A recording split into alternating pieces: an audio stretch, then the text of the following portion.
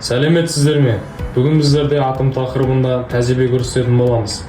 Тәжірибеміздің атауы термиялық қозғалыс деп аталады. Бұл жерде біз қарастыратын мәселелер температура және атомдар қозғалысы.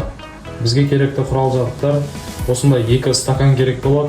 Біріне ыстық су, біріне суық су құямыз. Одан кейін тамақ бояуы керек болады.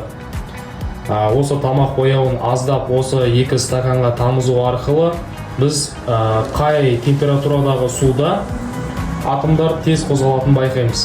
Ал енді тәжірибеге көшетін болсақ, бізде 2 түрлі стаканға бояуды тамыздық. Бірінші стаканымызда суық су, екіншісінде бізде ыстық су біз құйдық.